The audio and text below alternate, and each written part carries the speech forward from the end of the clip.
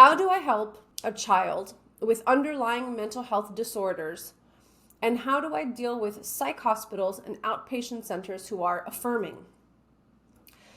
This is another one of those issues where it's a lot easier to, on the preventative end, try and search out, appropriate facilities and appropriate clinicians and appropriate mental health hospitals than after the fact. But of course, by the nature of mental health crises, sometimes you just find yourself in a treatment program because you were just trying to get out of the woods with a very distressed young person or suicidal ideations or something like that.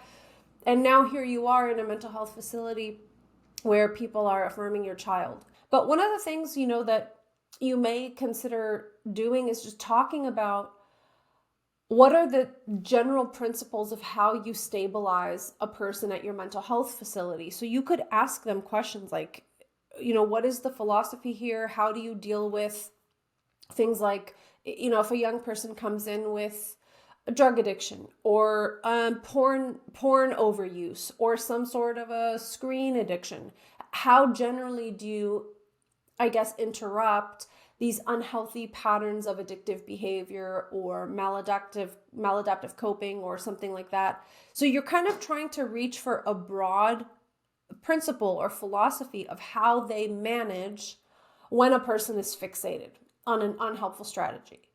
And then you might kind of ask them, do you see that sometimes a self-diagnosed mental health condition can operate in the same way? So for example, a lot of residential treatment centers are aware that kids develop conviction that they have a specific mental health disorder because they were on TikTok, binge watching it.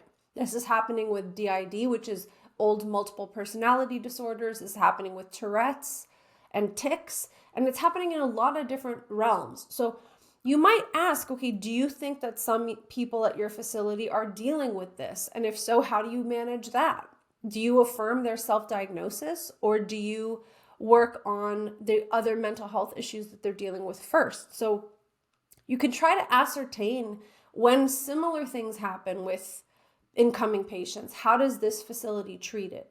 And then I would say you'd want to build your case that for my child, due to a lot of behind the scenes, behavior and difficulties that you guys may not have seen, I can show you the timeline. This is exactly what is happening for my child.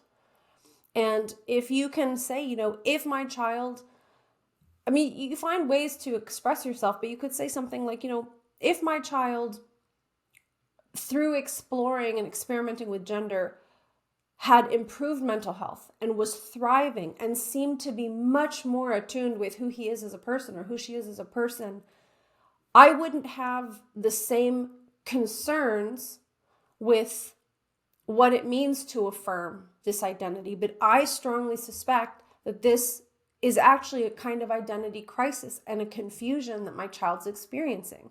So, you just have to lay out your case in a way that makes you sound reasonable and credible.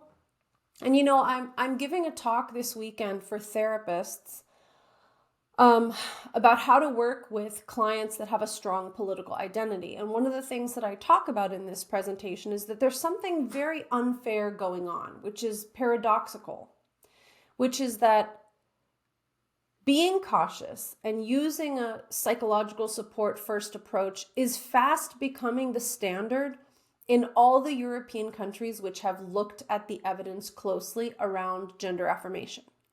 Everybody is starting to shift towards psychological support model. But in America, things are so polarized and so deeply skewed in terms of misinformation that the psychological support almost seems like a conspiracy theory. And parents who come in trying to explain this to the therapist or the clinic or the treatment center, they seem like weird, crazy people. And it's so unfair because every reasonable country, the countries that pioneered gender transition, are all saying, slow down. This is actually not the right thing for us to be doing. And even the Dutch discouraged social transition. So it's such a weird place to be when the most sound, reasonable, cautious, very, non-invasive advice is seen as some sort of weirdo conspiracy. And I'm very frustrated by that, and I don't have a great solution for that, except knowing for yourself that you're doing the right thing. Just trying to slow your kid down is doing the right thing. Making sure they understand themselves as a whole person, that's doing the right thing. So I don't know how practical that was, but I do think you just have to do your best to cooperate with, but also communicate effectively with these hospitals. And kind of like similar to the school advice that we've been giving in our school series, if you can find one or two people, one person at this behavioral health center that you think you could ally with, that's a good starting point. Set up a meeting with that individual, find somebody who you think is sympathetic to your concerns and start there and kind of planting seeds with that person, so that might be able to help, create a wave of change within the treatment team. So I hope that's helpful. And I know this is so hard.